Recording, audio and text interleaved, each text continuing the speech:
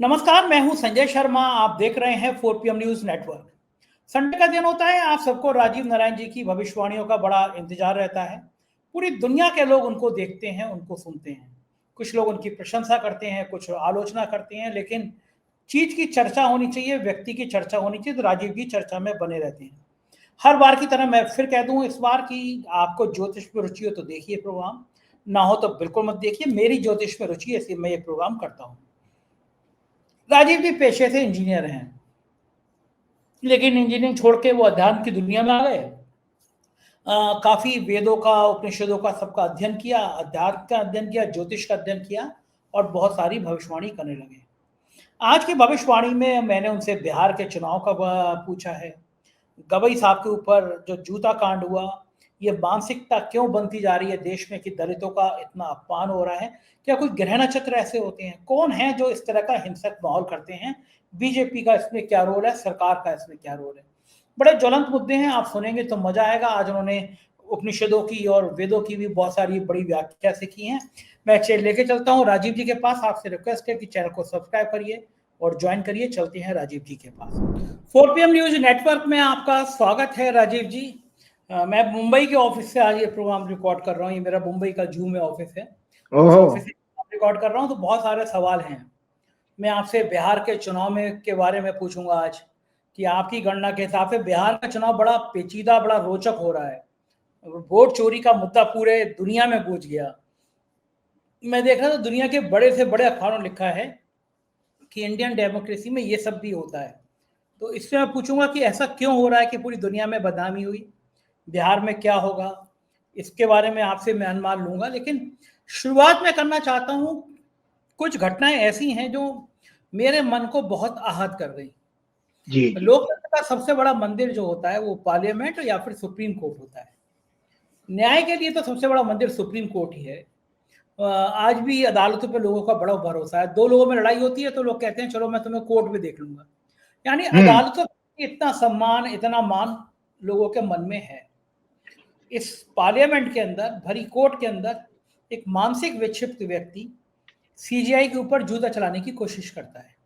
जी जी। और उससे ज्यादा खराब बात यह है कि कुछ व्यक्ति, कुछ मानसिकता के लोग जिनको हमारे प्राइम मिनिस्टर तक पसंद करते हैं, मतलब कुछ तो बीजेपी के बड़े नेता उनको फॉलो करते हैं, वो एक ट्विटर पे, एक्स पे एक फोटो वीडियो बनाते हैं जिसमें सीजीआई के गले में एक हांडी पड़ी हुई है और एक जूता मारा जा रहा है। तो पुराने जमाने में जो प्रथाएं थी कि गांव देहात में दलित इस तरह निकलेंगे, गले में झाड़ू पड़ी होगी, हांडी लटकी होगी, वो कुछ लोगों की मानसिकता में आज भी जिंदा है।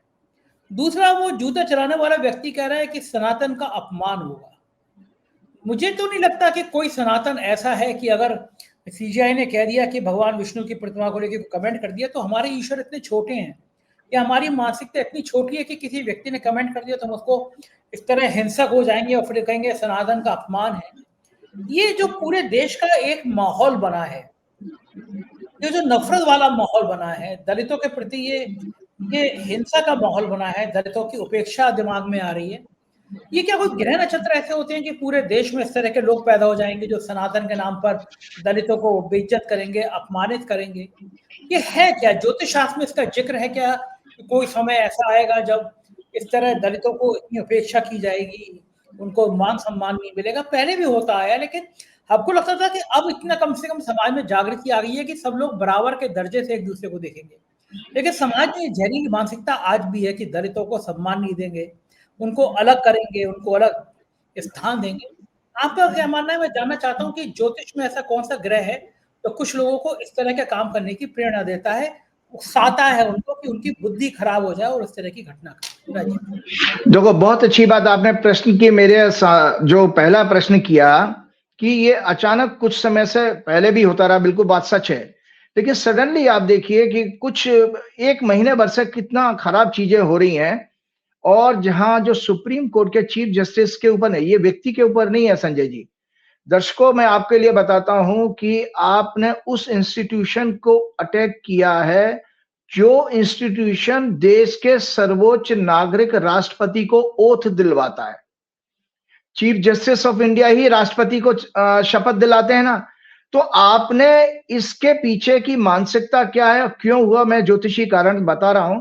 तो आपने उसी इंस्टीट्यूशन में अंदर रह के एक सोची समझी साजिश, क्योंकि देखिए संजय जी, इसके मूल को समझना पड़ेगा कि चुनाव इलेक्शन कमीशन से रिलेटेड कई सारी पिटीशन आपके सुप्रीम कोर्ट में है।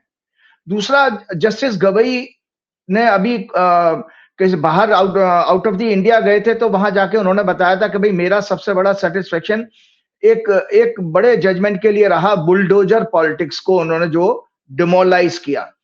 तो ये जो सिस्टम है जो भाजपा का, संघ का, ये बुलडोजर पॉलिटिक्स को बड़ा पसंद करता है, क्योंकि इनको लगता है कि एक ही धर्म विशेष के लोगों को टारगेट करके उनको भगाना है। वो आदि मतलब 1925 से जब से स्थापना हुई तभी से वो उनके स्वभाव में तो वही है।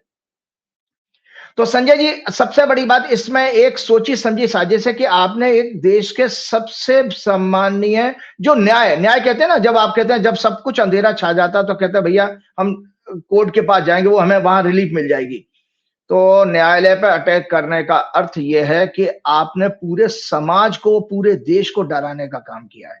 सुप्रीम कोर्ट के अंदर रह करके ये घटना घटी है, और सुप्रीम कोर्ट का वो पार्ट भी था, वो व्यक्ति विशेष जो मानसिक रूप से, आपने सही कहा, वो मानसिक रूप से विक्षिप्त होगा ना, तो वो सनातन धर्म की एबीसीडी जानता है।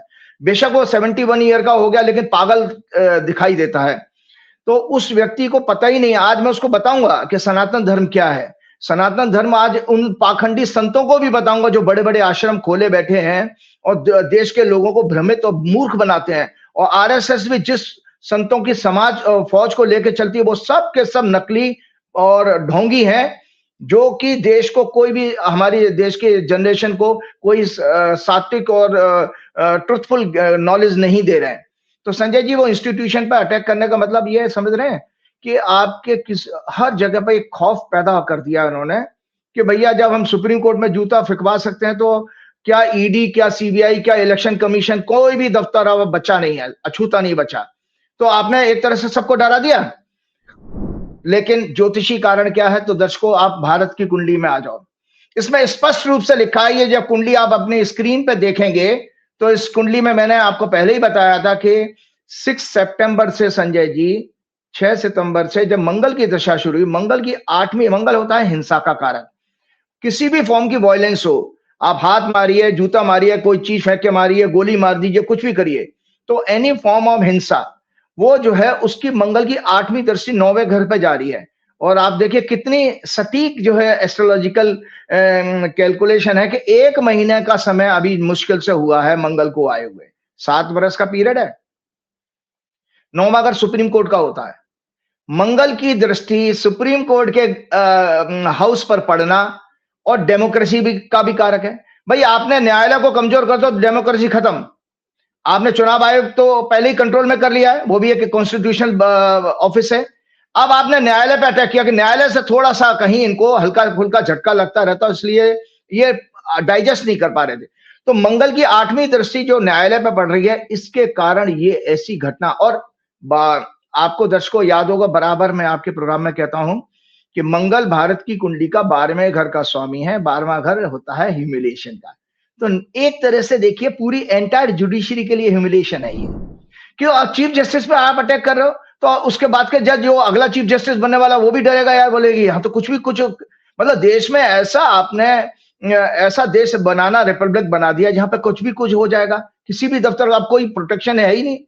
तो ये मंगल के कारण हुआ कि मंगल की दृष्टि से वहां पर पढ़ना। और चूंकि सीजीआई जिस, हालांकि शास्त्रों के अनुसार हमारे जाति धर्म हमारे शास्त्रों में नहीं है, ये पौराणिक पीरियड में डिस्टॉर्शन हुआ है हमारी नॉलेज का। कुछ पागल मेंटली डिस्टर्ब जो है एजुकेशनिस्ट थे, उन्होंने पुराणों में कुछ कहानियां जोड़ के बिगाड़ा है शास्त्र को। वो आज थोड़ा सा मैं उसके बारे में जरूर बताऊंगा, और ये भी बताऊंगा कि ज्योतिष में धर्म के बारे में क्या कहा गया है।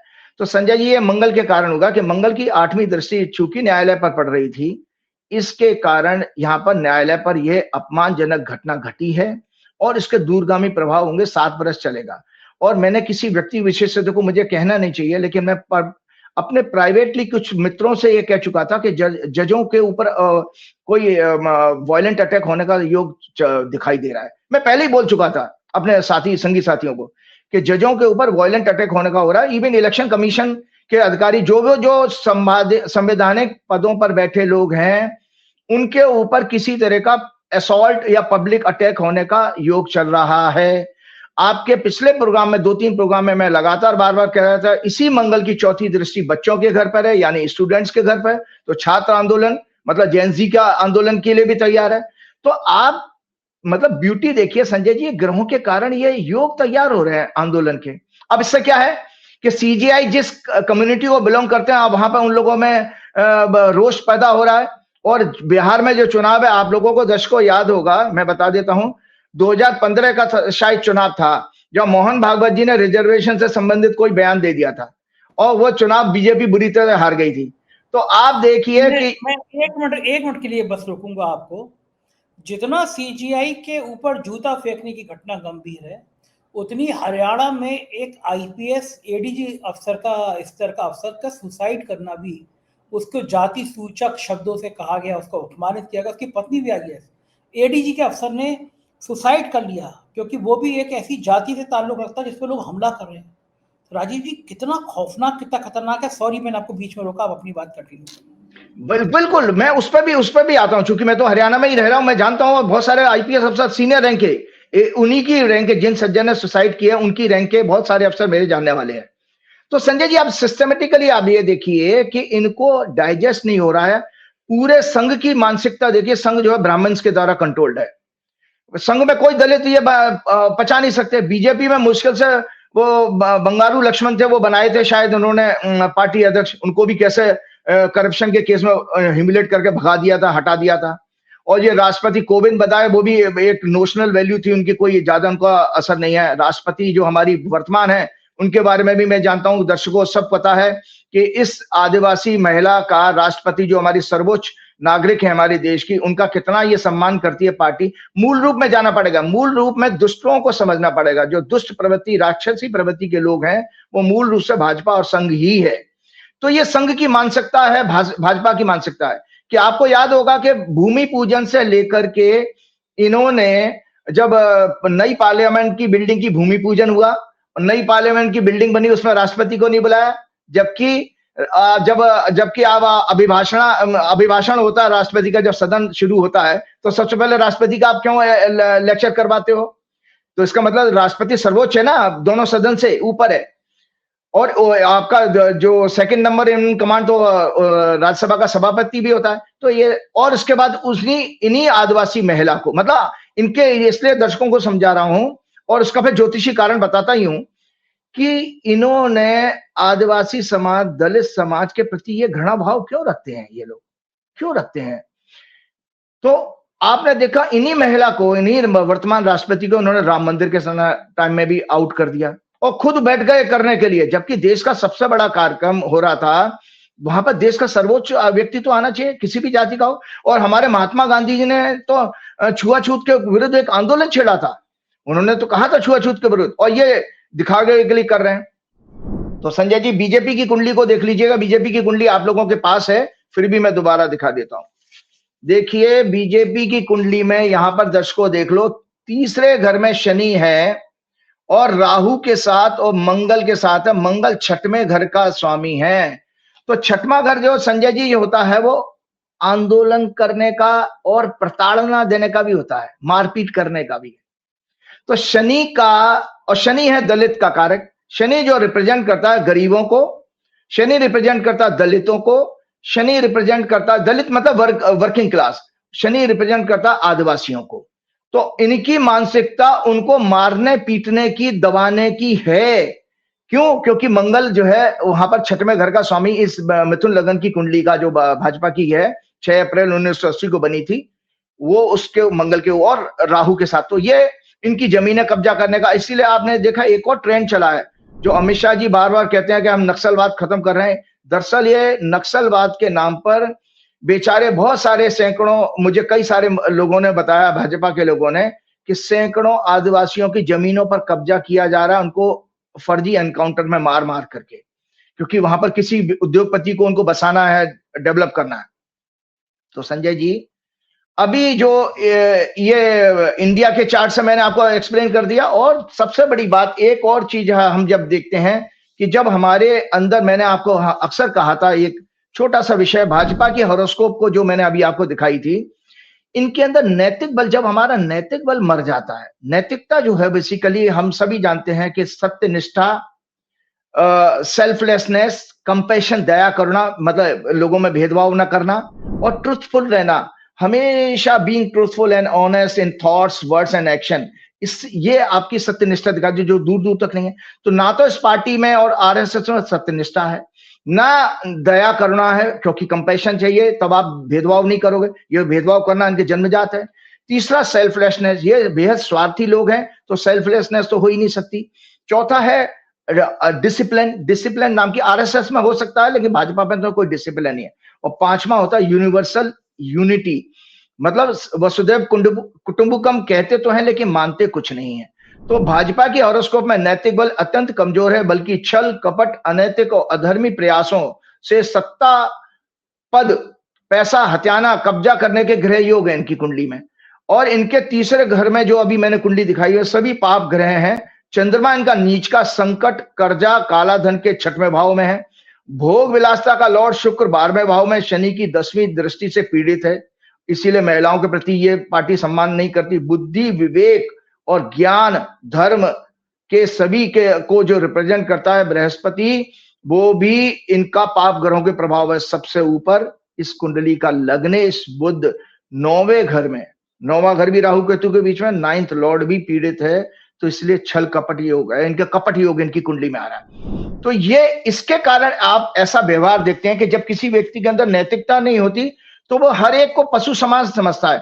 तो ये पशु समाज पशु के समान ही समझते हैं गरीब गुरबों को, और इसीलिए उनको ये टॉर्चर करते रहते हैं। तो ये मैं आपके इस प्रश्न का विषय, और ये आने वाले समय में जो मैंने अभी आपको कुंडली भारत की दिखाई है, ये बढ़ेगा।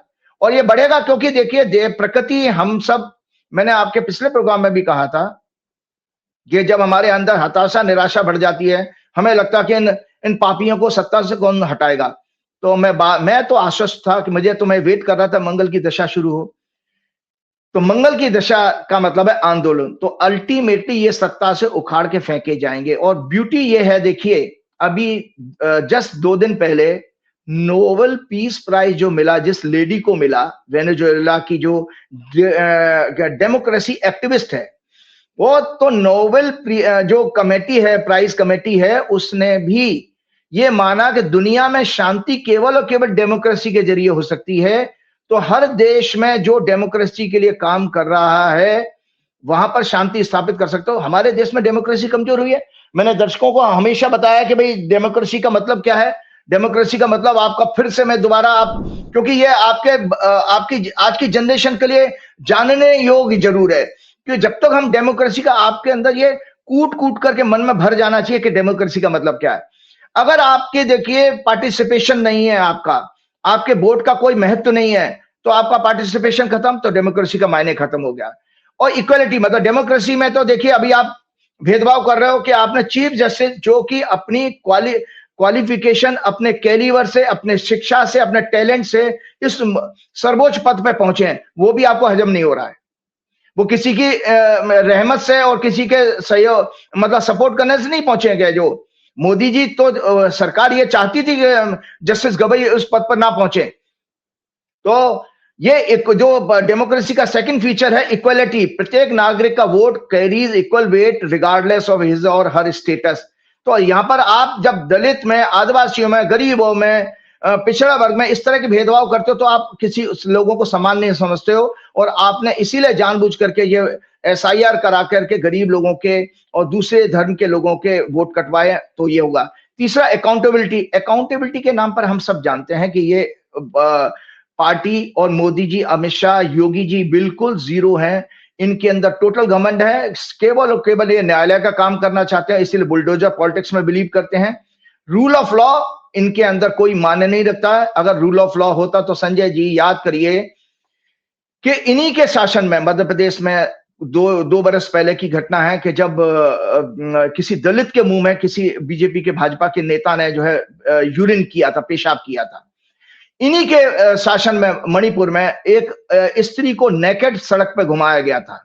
मैं नैतिकता बता रहा हूं कि मोदी जी की और अमित शाह की, इन लोगों की, संघ आरएसएस के लोगों की नैतिकता कितनी मर चुकी है कि उस स्त्री को तब भी वहां पर ना संघ प्रमुख कुछ बोले, ना संघ के लोगों ने कोई कमेंट किया, ना भाजपा के लोगों ने, मंत्रियों ने किया। और इसी में आप देखिए कि जब बच्चियां, जो हमारी महिला खिलाड़ी सड़क पर घसीटी जा रही, तब भी इन्होंने अपनी जबान नहीं खोली, मोदी जी ने कोई एक्शन नहीं लिया। और वैसे कहेंगे ऑपरेशन सिंदूर को गाना गाते रहते हैं, लेकिन सिंदूर का कितना महत्व समझते हैं आप ये देखिए कि भाई बच्चियों को सड़क पर आप घसीट रहे हो। साथ में आपकी पहलगाम हमले की विधवाओं ने जब आपसे प्रार्थना की थी कि पाकिस्तान के साथ क्रिकेट मत खेलिए, तब भी आपने उनको नजरअंदाज कर, नेग्लेक्ट करके आपने क्रिकेट का मैच होने दिया, क्योंकि आपके लोगों को अरबों खरबों रुपया कमाने थे वहां पे, क्योंकि सारे एडवर्टाइजमेंट से लेके आयोजन के राइट सब आपके लोगों के पास ही होते हैं। और दूसरी बात है कि साथ में जब एक मध्य प्रदेश के मंत्री ने, जो अभी तक अपने पद पे बैठा है, संजय जी, जिसने ऑपरेशन सिंदूर का जो प्रेस कॉन्फ्रेंस जो करती थी कर्नल सोफिया, उसके खिलाफ अभद्र टिप्पणी की, दर्शकों आपको बार बार इस बात को मैं इसलिए याद दिलाता हूं कि क्या उसके ऊपर आप खुद चिंतन करें कि क्या उसके ऊपर कोई क्या नाम है कार्रवाई हुई। आज तक वो अपने पद पर बैठा हुआ है। तो इसीलिए यह है। और सबसे बड़ा डेमोक्रेसी का जो सबसे इंपॉर्टेंट पोर्शन है वो यही है कि फ्रीडम, अगर आपके पास फंडामेंटल राइट्स का फ्रीडम नहीं है तो अभी डेमोक्रेसी के मायने खत्म है। तो ये लोग, इन्होंने उसको भी खत्म करने की कोशिश की। ये इस तरह के सीजीआई के ऊपर जो अटैक करा करके ये आपके फ्रीडम ऑफ एक्सप्रेशन और फ्रीडम ऑफ रिलीजन को भी अटैक कर रहे हैं। मतलब आप जब जबरदस्ती किसी को वो आप आई लव मोहम्मद कहते हैं, तो फ्रीडम ऑफ रिलीजन हमारा फंडामेंटल राइट है, करने दीजिए। हाँ, जब तक कोई लॉ एंड ऑर्डर नहीं खराब होता तब तक तो आप सबको अधिकार है, क्योंकि हम एक स्वतंत्र देश में रहते हैं। ठीक है संजय जी, तो ये सब चीजें नैतिकता में आती हैं, क्योंकि नैतिकता जब मर जाती है, हमारे गुरुजी ये कहते थे कि कितनी बढ़िया ज्योतिषी हो और कितनी बढ़िया कुंडली हो, आपकी ज्योतिषी की दी हुई भविष्यवाणी फेल हो जाएगी अगर आपके अंदर नैतिक बल नहीं है। तो मतलब परमात्मा भी नहीं चाहता कि अनैतिक लोगों को ईश्वर नहीं बढ़ाता। हाँ, आप पिछले जन्म के पुण्य को एग्जॉस्ट करके अनैतिक कार्य करते करते करते आप एक दिन तो एक्सपोज हो रहे हो। जो मोदी सरकार के बारे में आपने 11 वर्षों में देखा, वो सब कुछ एक्सपोज होता जा रहा है। तो खैर, अब मैं सबसे बड़े इंपॉर्टेंट पोर्शन पर ये आना चाहता हूं संजय जी, क्योंकि मैंने अक्सर आपसे ये कहा था कि ज्योतिष जो है परा और अपरा विद्या का योग है। परा विद्या कहते हैं ब्रह्म की विद्या। मैं धर्म शास्त्र के ऊपर ज्योतिषी बोल सकता है, दूसरा नहीं बोल सकता, क्योंकि वेद का अंग है। सबसे पहले मैं आपको एक, संजय जी, आज एक मेरे मन में था, क्योंकि आप YouTube पे बहुत सारे ज्योतिषियों को देखते हैं, लोग मेरे को इतना पसंद करने लगे, मैं इतना भावुक हो जाता हूं, मैं कह नहीं सकता कि कितना लोग पसंद करते हैं। इस प्रोग्राम को भी इतना पसंद करते हैं, क्योंकि मेरा जीवन का यही एक ही उद्देश्य है कि जितना भी मेहनत करके ज्ञान के सच्चे स्वरूप को आपके सामने लेके आऊं।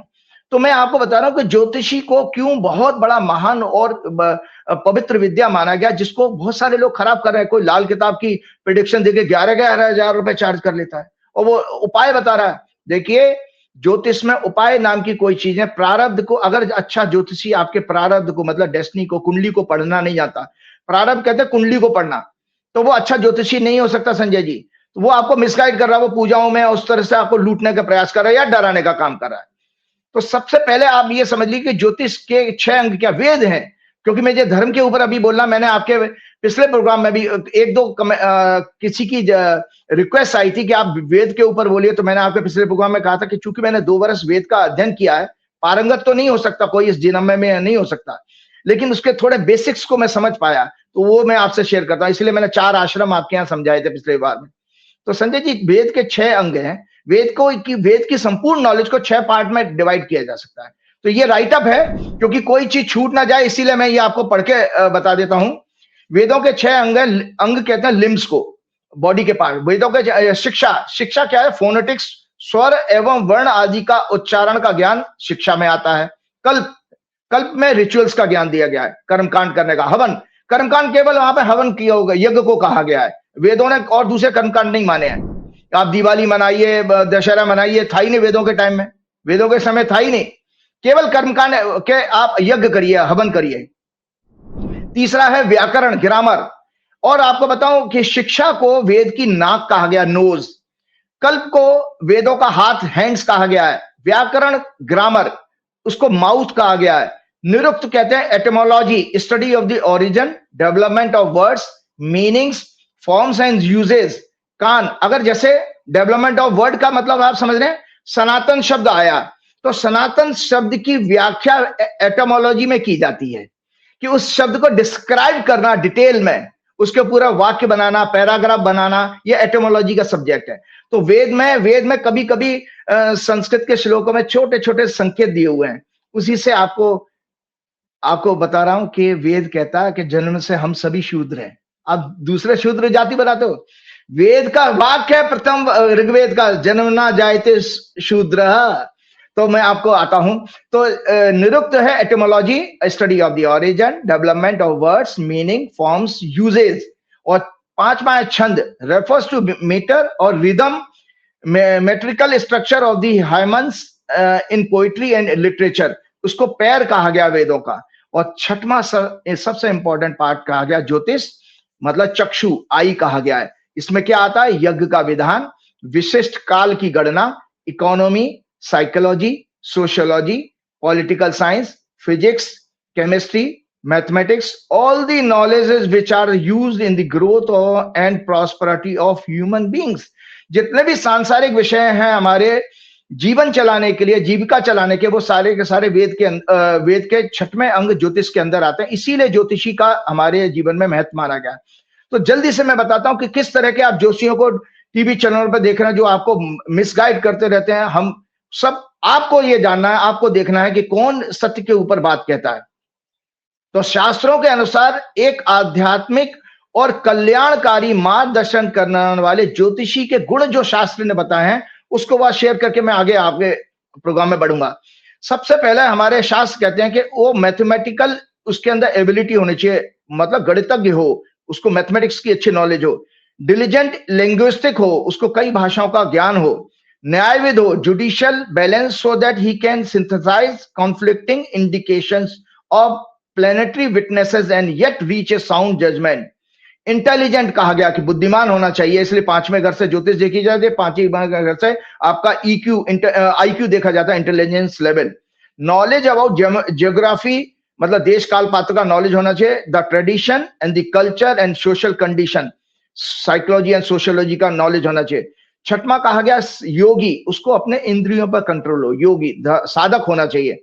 सातवां कहा गया आर्ट ऑफ इंटरप्रिटेशन, मतलब एक बात को मुझे समझाना, जैसे मैंने आपको दलित शब्द समझाया, या मैंने न्याय शब्द समझाया, मैंने डेमोक्रेसी बताया, मैंने आपको नैतिकता बताया कि 9वें घर से नैतिकता देखी जाती है, तो मुझे नैतिकता के बारे में भी ज्ञान होना चाहिए, नैतिकता को एक्सप्लेन करना आना चाहिए कि नैतिकता के कौन से पैरामीटर्स हैं। जैसे किसी के व्यक्ति के अंदर हम नैतिक बल को देख सकते हैं, जो मैंने अभी आपको एक्सप्लेन किए थे। आठवां है फियरलेस स्पीच, ट्रुथफुल हो और फियरलेस हो, वो एकदम मेरे जैसा हनुमान जी का भक्त हो, जो होगा सो देखा जाएगा, बात कहते हुए, शास्त्र को कहते हुए, अगर जान भी चली जाए कोई परवाह नहीं है। मॉरली साउंड एंड प्योरिटी होनी चाहिए, मॉरल वैल्यूज पर, जो अभी मॉरलिटी की बात की, वो साउंड हो और उसके अंदर शुद्ध आत्मा होना चाहिए, मतलब अंदर और बाहर दोनों तरह से। A devotee and a spiritual person, वो डिवोटी हो और स्पिरिचुअल हो, ऐसा व्यक्ति के ये ज्योतिषी के गुण कहे गए हैं।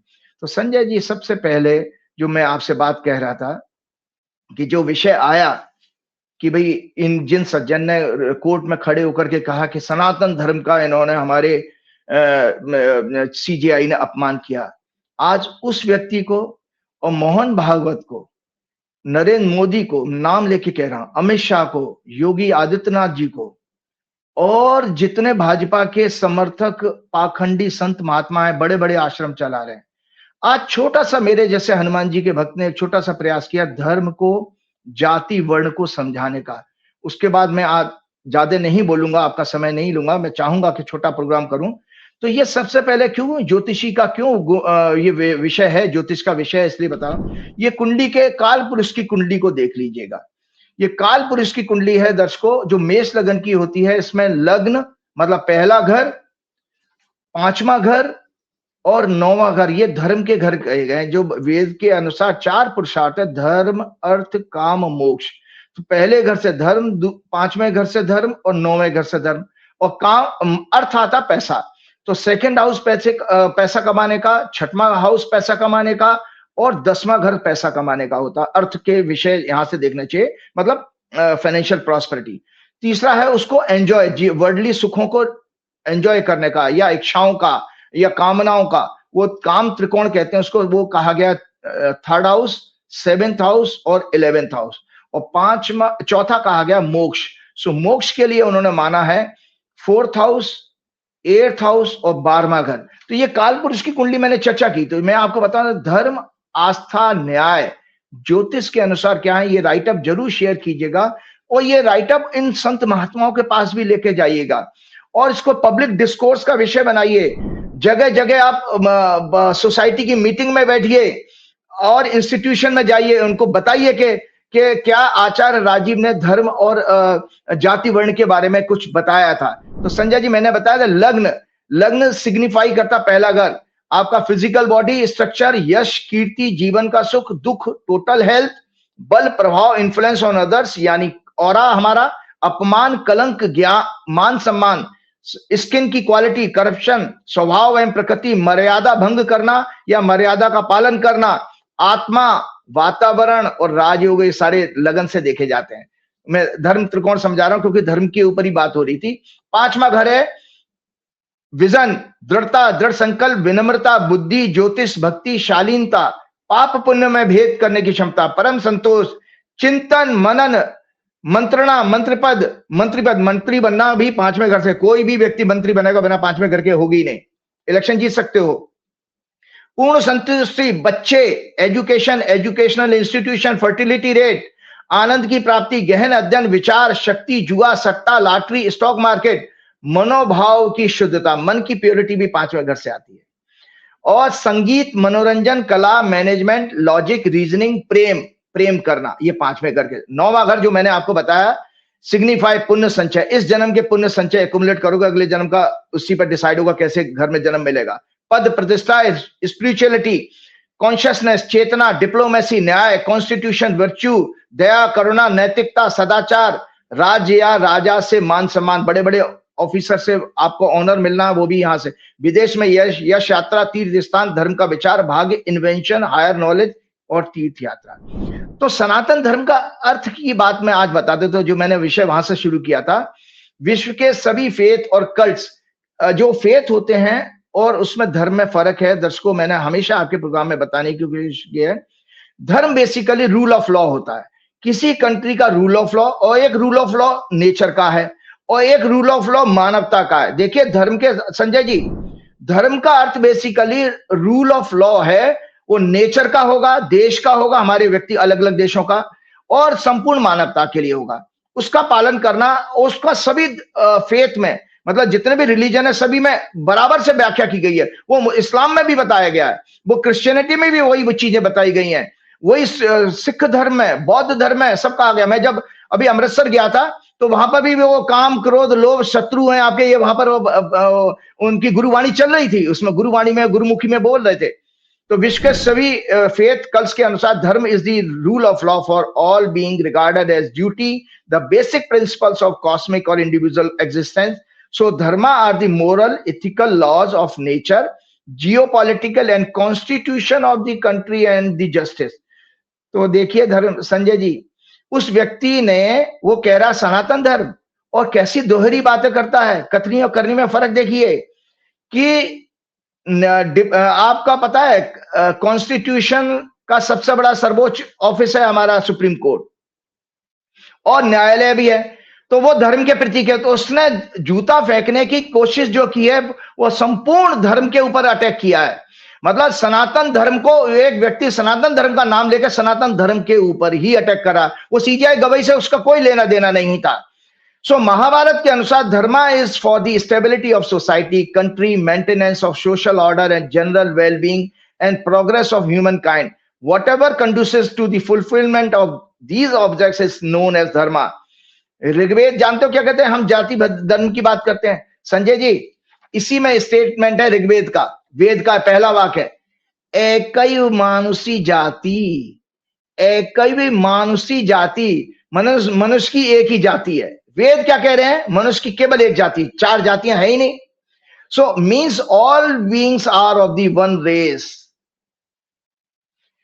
चाणक्य से धर्मेण धार्यते लोक, law and morality sustain the world. तो चाणक्य ने भी कहा कि लॉ और मोरालिटी जिस दिन खत्म हो गई, जो हमारे देश में मोदी के सरकार में 11 वर्ष में खत्म हो चुकी है, और संघ ने भी 1925 से 100 साल जरूर कहते हैं, मतलब आदमी बूढ़ा तो हो गया लेकिन अकल फिर भी नहीं आई है। आपके अंदर मोरालिटी नहीं आई तो मतलब अकल से पैदल हो कि आप मोरालिटी के, तो वो चाणक्य भी कहता है law and morality sustain the world. सम्राट अशोक ने भी क्या कहा है? यतो धर्मस ततो जय, जहां पर धर्म है वहां पर ही विजय है। अशोक, सम्राट अशोक कहते हैं। हमारे जितने बड़े ऋषि हुए उन्होंने धर्म की बहुत बड़ी व्याख्या की है। वो थे बृहस्पति, याज्ञवल्क्य, नारद आदि ने धर्म की डिटेल में व्याख्या की है। और शास्त्रों का एक अर्थ है, अक्सर मैं गाड़ियों में पीछे पीछे लिखा रहता हूं। हमारे जो संघी लोग हैं ना, आरएसएस के लोग, वो आधा अधूरा संस्कृत का श्लोक लिख देते हैं अपना उल्लू सीधा करने के लिए। तो करेक्ट पूरा स्टेटमेंट ये है, पूरा श्लोक ये है, धर्म एवं हतो हंति धर्मो रक्षति रक्षतः। उन्होंने जानते उसकी इंटरप्रिटेशन क्या है कि जो धर्म की रक्षा करेगा वो उसकी रक्षा करता है। दोज हु डिस्ट्रॉय धर्म गेट डिस्ट्रॉयड। ये श्लोक कहता है धर्म एवं हतो हंति धर्मो रक्षति रक्षतः। दोज हु डिस्ट्रॉय धर्म get destroyed, Dharma protects who protect it. तो धर्म के अनुसार 10 लक्षण मैंने कहे कि इसी से मैं समय भी देखता जा रहा हूं। धैर्य, क्षमा, विद्या, सत्य, अहिंसा, क्रोध न करना, चोरी न करना, मन को वश में रखना, बाहरी और आंतरिक शुद्धि, इंद्रियों पर कंट्रोल, ये संकेत है जिससे धर्म का, इनमें किसी भी तरह की कमी आ रही है इसका मतलब समाज में धर्म घट रहा है, इसमें धर्म घट रहा है। और कौटिल्य के अनुसार राजधर्म, हमारे योगी जी जो बार बार बुलडोजर चलवा देते हैं ना सुप्रीम कोर्ट का ऑर्डर आने के बाद भी, कौटिल्य ने राजधर्म बताया था। मतलब जो लोग people who are in power, उनको राजधर्म क्या है? In the happiness of his populace is the king's happiness, in their welfare his own, his good is not that which pleases him. कि उसमें उसका राजधर्म नहीं है कि वो जो उसको राजा को उसका मान सम्मान उसको नॉन बायोलॉजिकल बताए, उसकी प्रशंसा करे। वो कहते हैं ना, but what which pleases his people, जिससे उसके लोग प्रसन्न हो, वो राजधर्म है। तो संजय जी, सनातन धर्म का अर्थ ये कहा गया, ये राइटअप है, शाश्वत धर्म या अनादि अनंत धर्म। संस्कृत में इसका अर्थ है शाश्वत, नित्य, या जो हमेशा से है और हमेशा रहेगा। तो अब आप बताइए विष्णु जी अगर की मूर्ति नहीं है तो शाश्वत क्या है आपको पता है हमारे जीवन में? आत्मा। तो आत्मा को गीला नहीं किया जा सकता, सुखाया नहीं जा सकता, काटा नहीं जा सकता, जलाया नहीं जा सकता। भगवान कृष्ण शुभ कह रहे हैं शाश्वत है। तो धर्म के ऊपर कभी कोई अटैक हो ही नहीं सकता, धर्म पे कोई लांछन लग ही नहीं सकता सनातन धर्म के ऊपर।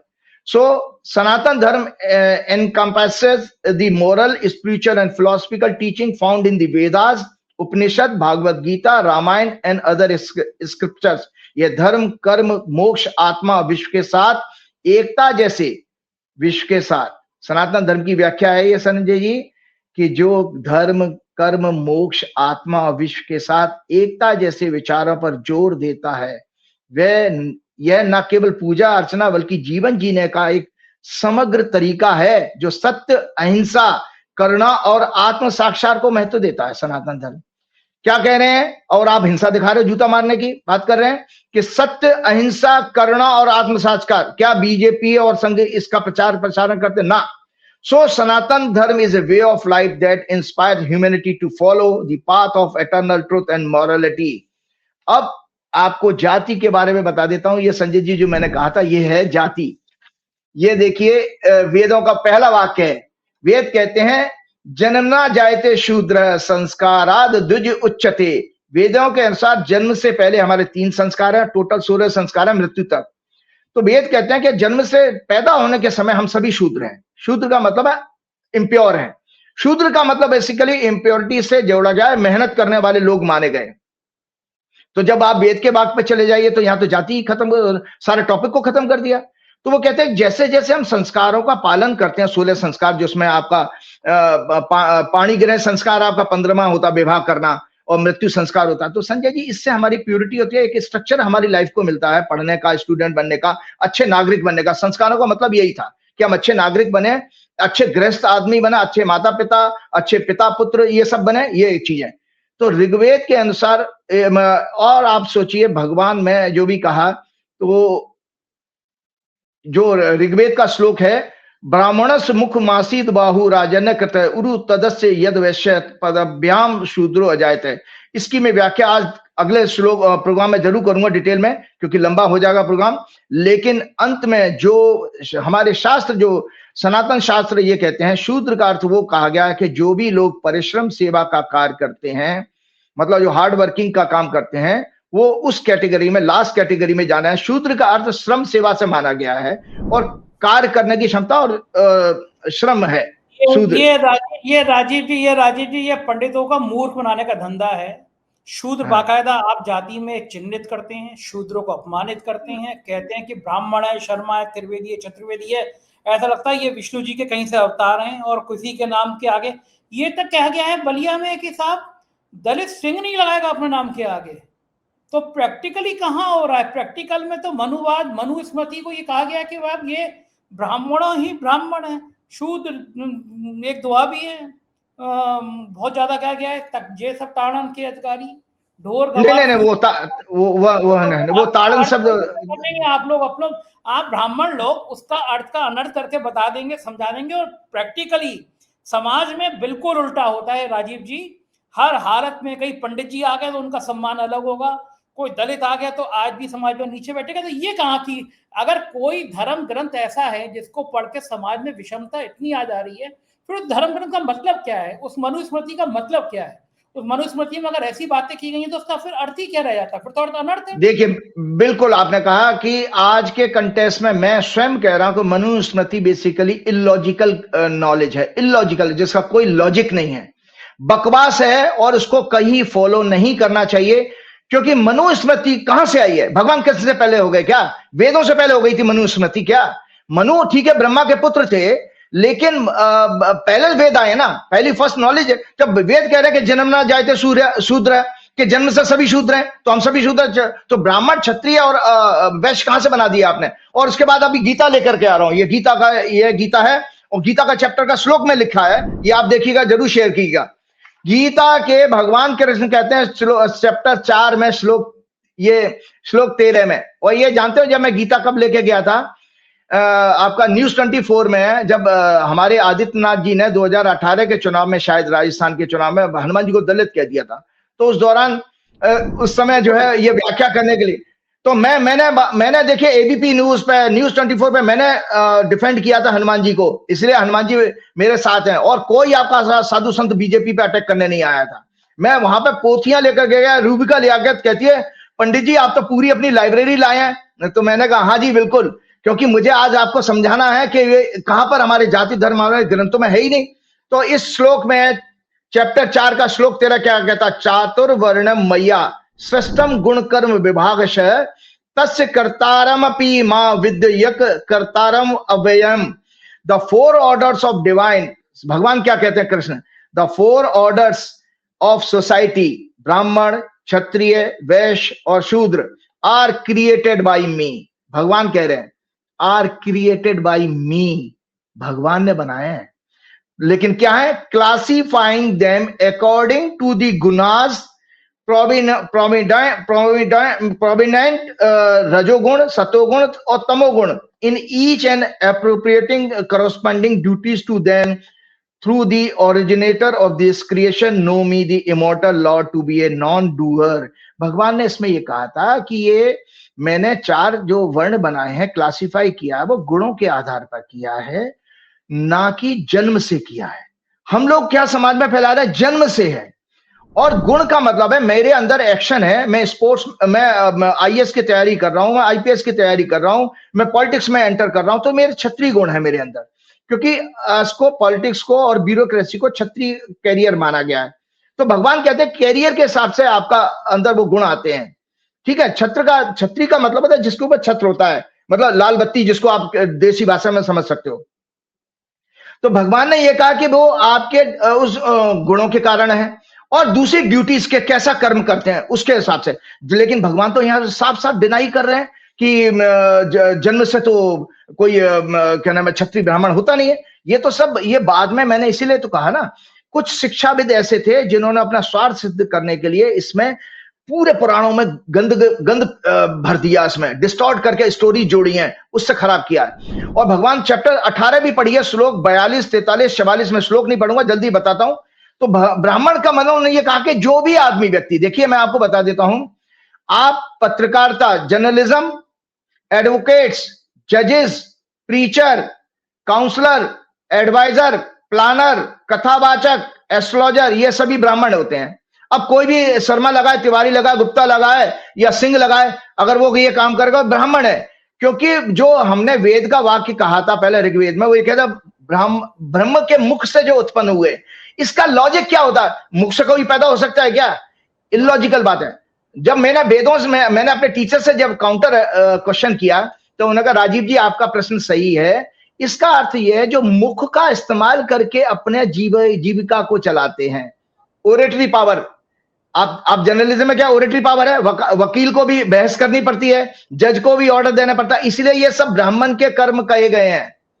मैं जब तक बिजनेस कर रहा था संजय जी, तब तक मैं बनिया था, शर्मा बेशक मेरे नाम के आगे लगा हो, लेकिन आज अगर मैं ज्योतिषी हूं, आपका प्रोग्राम कर रहा हूं, तो ये जरूर ब्राह्मण का कर्म पे आ गया। मैंने वर्किंग एजुकेशन इंजीनियरिंग की ली, लेकिन कर्म किया बनिए का, क्योंकि मैं बिजनेसमैन हो गया। तो इसमें भगवान कहते हैं, जल्दी से मैं बता रहा हूं, controlling of the mind and senses, धर्म पालन के लिए कष्ट सहना, बाहर भीतर से शुद्ध रहना, भगवान 42वें श्लोक में 18वें चैप्टर के, दूसरों को फॉल्स को फॉरगिव करना, straightness of mind, senses and behaviour, believe in the Vedas and scripture, ईश्वर परलोक में श्रद्धा, study and teaching of Vedas, मतलब वही पढ़ना लिखाना, ये सब ब्राह्मण के कर्म माने गए। और देखो संजय जी, क्षत्रिय के क्या कह रहे हैं भगवान अगले श्लोक में 43 में? हीरोइज्म, मैजेस्टी, फर्मनेस, धैर्य, डिलीजेंस, चतुरता, युद्ध में पीठ ना दिखाना और स्वाभिभाव, ये सब क्षत्रिय के स्वाभाविक हैं। और एग्रीकल्चर, सुन लीजिए संजय जी, किसान अगर है तो बनिया है शास्त्रों के अनुसार। किसान कह रहा है कि मैं तो जाट हूं, गुजर हूं, यहां तो भगवान कहते हैं, हमारे शास्त्र कहते हैं कि नहीं, जो उत्पाद करता है, वहां पर बनिए का मतलब कहा गया जो उत्पाद करता है, ट्रेड करता है, जो चीज प्रोड्यूस करते हो, तो मैन्युफैक्चरिंग जो यूनिट लगाते हैं, वो सब बनिए कैटेगरी में आते हैं। सो एग्रीकल्चर, गाय गौ चलाना, trading and exchange of merchandise, these are the natural duties of Vaishya. इसके अलावा उन्होंने, भगवान ने ये कहा, चौथा जो कैटेगरी बताई थी, इन सभी लोगों को, संजय जी ध्यान से सुनिएगा, भगवान कहते हैं शूद्र के बारे में कि इन्हीं सभी लोगों को किसी भी प्रोफेशन में जो सर्विस सेक्टर में जो सर्विस कर रहे हैं, उनको सपोर्ट कर रहे हैं अपने ओनर को, वो शूद्र कहलाए हैं। तो भगवान ने सेवा करने वाले को सर्विंग को कहा, शूद्र का। जो आपका सर्विस सेक्टर है वो बेसिकली शूद्र को कहा गया है, सर्विस सेक्टर को। मतलब पहले के टाइम में व्यापार करना बड़ा अच्छा माना जाता था, नौकरी करने को उतना अच्छा नहीं माना जाता था। तो ये कहा गया कि जो असेस करता वो शूद्र है, और शूद्र का अर्थ प्योरिटी से माना गया है, और वर्किंग उनके अंदर स्टेमिना ज्यादा होता है, इससे माना गया, कोई जाति का हिसाब किताब नहीं है। मतलब राजीव जी, इसका मतलब राजीव जी, आपके धार्मिक ग्रंथ जितने हैं वो समाज में सही संदेश नहीं दे पाए, क्योंकि समाज में दलितों को अभी भी जाति से ही पहचाना जाता है। दलितों के बर्तन आज भी अलग रख दिए जाते हैं समाज के एक बड़े तबके द्वारा। गवई साहब के ऊपर जूता फेंका गया तो गले में हांडी डालकर और उनके गालों पे थप्पड़ मारने, जूते मारने वाले वीडियो अधिकांश ऊंची जाति के लोग प्रचारित कर रहे हैं। इसका मतलब ये था कि धार्मिक ग्रंथों में जो बातें कहीं कहीं वो समाज तक पहुंची नहीं, क्योंकि यहाँ तो अगर कोई दलित के घर पैदा हो गया तो उसको दलित मान लिया गया। आप जितनी बातें बता रहे हैं वो तो मान ही नहीं गई आपके हिसाब से। तो फिर गवई साहब भी ब्राह्मण हुए, लेकिन मानता कौन है? जी बिल्कुल बिल्कुल बिल्कुल। तो फिर चूक कहाँ हो रही है? मैंने वो चूक इसलिए हुई है कि आपको जिस तरह से पढ़ाया जा रहा है, जो 1925 में संस्था बनी तो धर्म के कल्चर को अपनी बचाने के लिए। डॉक्टर हेगड़ेवार का जो मूल मोटिव था संघ को बनाने का, यह था कि हमें अपनी कल्चर आइडेंटिटी को बचाना चाहिए। तो कल्चर आइडेंटिटी में मिक्सिंग बहुत हो गई, वहां पर स्वार्थ घुस गया लोगों का, और हिंदू मुसलमान करके वो अपने संघ को बना। वहां पे भी यही हो गया। मारा आप संघ में एक रज्जू भैया को छोड़ दीजिए, सारे ब्राह्मण ही आ गए। तो ब्राह्मणों में ऐसी क्या खास बात है, वही चलाएंगे सब सिस्टम को? नहीं बिल्कुल बिल्कुल। तो मैं वही तो आपको बता रहा हूँ, आपने बहुत अच्छी बात की। दर्शकों, आज संजय जी ने जो आखिरी बार टोक रहा हूँ, फिर नहीं टोकूंगा। मैंने तो पहले भी कहा था जब मंदिर बन रहा था कि राम मंदिर का पुजारी किसी दलित को बना दीजिए, किसी पिछड़े को बना दीजिए।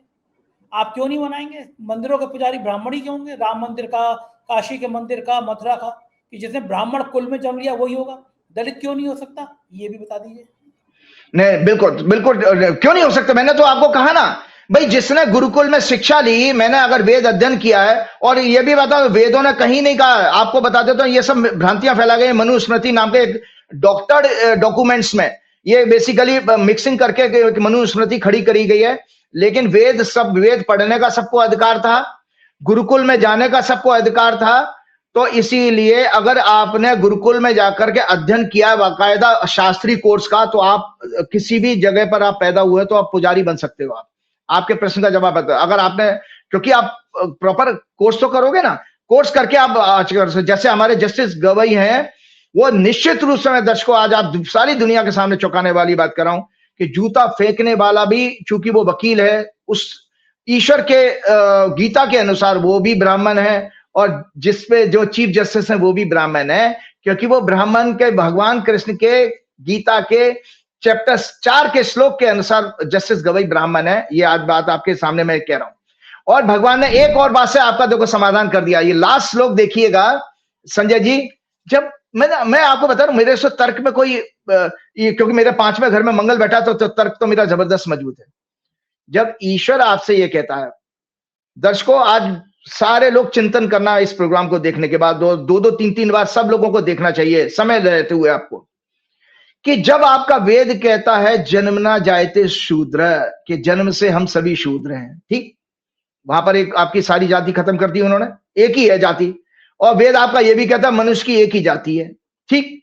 अब भगवान कृष्ण जो है गीता के 15वें अध्याय के 7वें श्लोक में, 7 श्लोक में क्या कहते हैं संजय जी? ममे वांशो जीव लोके जीव भूत सनातना मन षष्ठानि इंद्रियाणि प्रकृति स्थानी करसती। भगवान कहते हैं, हे अर्जुन, इस शरीर में यह सनातन जीवात्मा मतलब सोल मेरा अंश है। तो वो देखिए, जस्टिस गवई के अंदर भी अंश उन्हीं का है, संजय शर्मा के अंदर भी अंश उन्हीं का भगवान का, राजीव शर्मा के अंदर भी अंश उन्हीं का है, नरेंद्र मोदी के अंदर भी अंश उन्हीं का है, अमित शाह के अंदर भी अंश उन्हीं का है, और कोई दूसरे मुस्लिम धर्म के हों, ईसाई धर्म के हों, सभी के अंदर भगवान का ही अंश है। तो जब भगवान ने ये कह दिया सबके अंदर अंश है, तो फिर भगवान जाति धर्म से ऊपर है, तो फिर कहां से जाति बन गई आपकी? तो भगवान कहते हैं वही इन प्रकृति में स्थित मन और सभी इंद्रियों को आकर्षण करता है। कौन? जीवात्मा। तो भगवान ने स्पष्ट संदेश दिया है संजय जी कि मानव जाति में कोई भेदभाव जाति वर्ण नहीं है, अर्थात ब्राह्मण क्षत्रिय वैश्य शूद्र सर्वथा गलत है ये भेदभाव करना, क्योंकि जब सभी में उनका ही अंश जीवात्मा के रूप में है, तो अंतर कैसे हो सकता है? भगवान ने पहले से ही गीता में स्पष्ट कर दिया कि मेरी कोई जाति धर्म गुण नहीं है, मैं संसार के इन सभी विषयों से ऊपर हूं, डिटैच्ड हूं। इसलिए वर्तमान में सनातन धर्म के इस महान संदेश को डिस्टॉर्ट करके, आपका प्रश्न का जवाब मनुस्मृति के रूप में डिस्टॉर्ट किया गया है, इसलिए वर्तमान में सनातन धर्म के इस महान संदेश को डिस्टॉर्ट एंड ट्विस्ट करके देश और विश्व को भ्रमित करने के लिए ये पाखंडी संत महात्मा, पुराणों में नकली स्टोरी जोड़ने वाले एजुकेशनिस्ट, आरएसएस, भाजपा जिम्मेदार हैं। इस तरह के असत्य प्रचार प्रोपेगेंडा के कारण विश्व के लोग सनातन धर्म के वास्तविक स्वरूप को समझ नहीं पाते हैं, और उसे जानते, विश्व में आपको कैसे देखा जाता है? हिंसा करने वाला धर्म है, छुआछूत वाला धर्म है, दमन और शोषण करने वाला धर्म है, जाति वर्ण में भेदभाव करने वाला धर्म है, समाज और मानवता को विभाजित करने वाला धर्म है। आपके धर्म को यह माना जाता है पूरी दुनिया में। तो गलत संदेश जा रहा है ना, क्यों? क्योंकि सही चीज पढ़ाई नहीं गई, आपको पढ़ाई नहीं गई सही चीज। सो जबकि सत्य यह है, सिर्फ और सिर्फ सनातन धर्म ही धर्म अर्थ काम यानी एंजॉयमेंट और वर्ल्डली प्लेजर के साथ मोक्ष लिबरेशन की इंपॉर्टेंस को बताता है, और बाकी कोई धर्म नहीं बताते हैं। चलते चलते 2 विषय बस लेके प्रोग्राम को मैं समाप्त करना चाहूंगा। पहला यह है बिहार का इलेक्शन। तो देखिए, बिहार का इलेक्शन अनाउंस हुआ है, तो अभी तो हमारे पास यही संकेत है, ये कुंडली है, क्योंकि हमारे पास एक बेसिक हमारा मंडेन एस्ट्रोलॉजी का जो सिद्धांत है, वो उसको मैं बार बार लगाता हूँ कि जब मंडेन एस्ट्रोलॉजी का सिद्धांत है कि जब चंद्रमा पीड़ित होता है, जिस दिन इलेक्शन अनाउंस किया था इलेक्शन कमिश्नर ने, वो थी हमारी 6 अक्टूबर और 4 बजे की प्रेस कॉन्फ्रेंस की थी। उस समय चंद्रमा शनि के साथ पीड़ित था, तो जिसका इंडिकेट करता है, और जिस लगन में ये बनी थी, कुंभ लगन की कुंडली, ये शेयर जरूर करिएगा। तो उसमें छठवें घर का लॉर्ड होता है चंद्रमा, तो छठवां घर होता है इलेक्शन प्रोसेस का। उसका शनि के साथ पीड़ित होने का मतलब है indicates manipulation in the elections as 6 lord is affected by Rahu and 6 lord expect. और दूसरा लगन जो है राहु केतु से पीड़ित है, इसलिए ये इंडिकेशन आता है कि इसमें धांधलेबाजी इस चुनाव में होने वाली है। Number 2, date of announcement of election results 14/11/2025 की कुंडली मैंने बनाई। उस दिन जो कुंडली थी उस दिन चंद्रमा राहु केतु के बीच में है और इसमें छठवें घर में नीच का सूर्य है। इसका अर्थ यह होता है Sanjay ji, role of local bureaucracy will be too much authoritative and rude. ये मेलाफाइड इंटेंशन के साथ होगी जरूरत से ज्यादा, लेकिन जनता शासन के खिलाफ मतदान करने जा रही है और बीजेपी की चूंकि चंद्रमा की दशा चल रही है तो 14 नवंबर का बीजेपी का मानसिक सुख का समय नहीं होगा किसी को। तो हम सभी जानते हैं इसमें कोई नई बात नहीं है क्योंकि ये चुनाव में हंग ही रिजल्ट आने वाले हैं, लेकिन बीजेपी के लिए अच्छा दिन 14 नवंबर साबित नहीं होगा। एक जल्दी से बस 2 मिनट और लूंगा, मैं आपके प्रोग्राम वहीं पहुंच गया। एक अभी घटना घटी थी, मेरा मन था तो मैंने उसको जरूर मैं शेयर करूंगा। यह है डोनाल्ड ट्रंप की हॉरोस्कोप। इनको मैंने प्रेडिक्ट किया था और मेरी प्रेडिक्शन कैसे सच हुई है वो ट्वीट भी जरूर शेयर कीजिएगा संजय जी। डोनाल्ड ट्रंप को अभी नोबेल पीस प्राइज नहीं मिल पाया। उनका नाम नॉमिनेट तो हुआ था 31 जनवरी को और वो मैंने ट्वीट किया था। मेरी प्रेडिक्शन कैसे सच हुई है वो मैं Donald Trump born on 14 June 1946 at Jamaica, New York, USA, and according to Vedic astrology in Leo Lagna, ascendant कहते हैं, Scorpio moon sign and Jyeshtha nakshatra. His current planetary dasha is Jupiter, Venus, Rahu. Rahu is placed in this 10th house, Venus with Saturn in 12th house, and Jupiter in 2nd house, aspecting 10th house. ये मैंने ये right up है और ये मैंने उनकी कुंडली को पढ़ दिया। तो मैं जल्दी से बताता हूं किसी को इस तरह के अवार्ड और सामाजिक प्रतिष्ठा उसको कब मिलती है, कब बढ़ती है।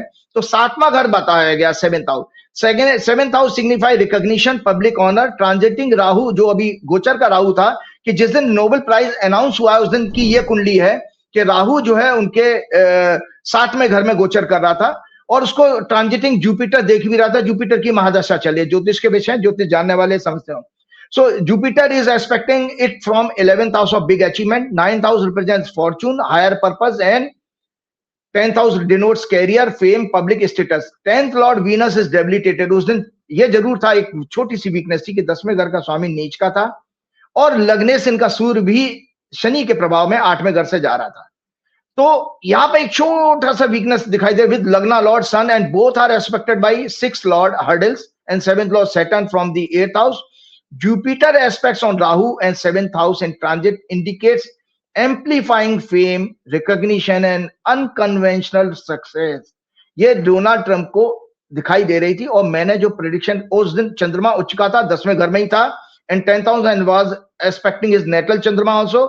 So मेरी प्रेडिक्शन ये थी जो मैं ट्वीट जरूर शेयर कीजिएगा। I predicted on Twitter at 10:23 सुबह on 10 अक्टूबर को that planetary combination and alignments are indicating that it will be a day of joy for Donald Trump. Sanjay ji ध्यान से सुनिए, लोग मजाक भी उड़ाएंगे लेकिन मैं अभी क्लैरिफाई कर दूंगा। It will be a day of joy for Donald Trump and world will recognize his contribution for his peace efforts in the stopping in various military, non-military conflicts. कौन-कौन से थे? Armenia, Azerbaijan peace negotiation and Middle East, Ukraine conflict, Israel-Iran conflict, Cambodia, Thailand border dispute, ceasefire between India and Pakistan, and now initial phase of ceasefire agreement between Israel and Hamas. तो संजय जी आपको पता है जानकारी कि जिस lady को Nobel peace मिला है, मेरी प्रेडिक्शन ये थी कि डोनाल्ड ट्रंप के लिए एक डे ऑफ जॉय होगा और उनके कंट्रीब्यूशन को देश नहीं पूरा विश्व याद करेगा।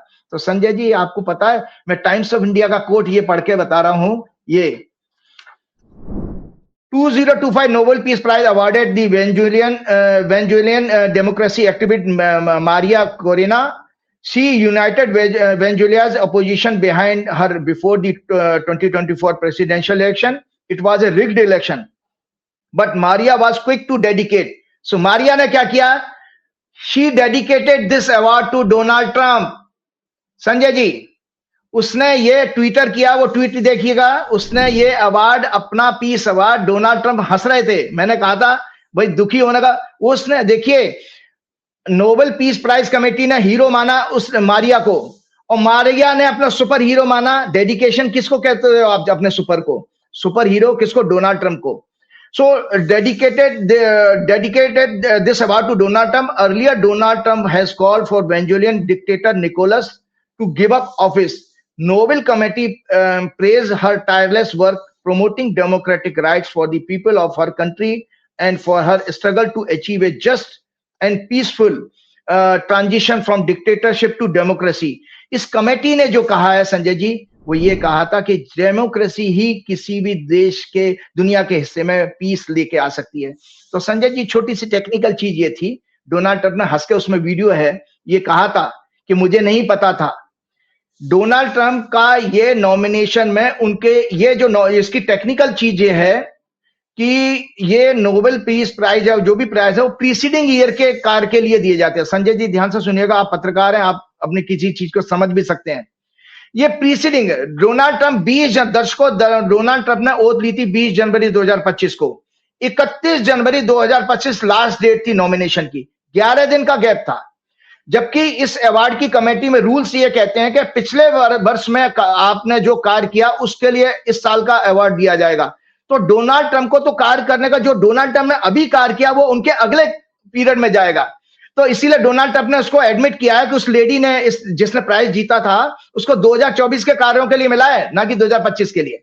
सो बस चलते चलते श्री गुरु चरण सरोज रज निज मन मुकुर सुधार, वर्णव रघुवर बिमल जसु जो दायक फलचार, बुद्धिहीन तनु जान के सुमरो पवन कुमार, बल बुद्धि विद्या देव मोह हरऊ कलेश का। जय श्री राम, जय हनुमान। बहुत बहुत शुक्रिया राजीव जी, बहुत बहुत शुक्रिया। तो इधर राजीव नारायण जी, पूरी बातचीत आपने सुनी, कैसी लगी बातचीत? अगर आप प्यार भरा कमेंट करेंगे तो मुझे अच्छा लगेगा। शुक्रिया, थैंक यू।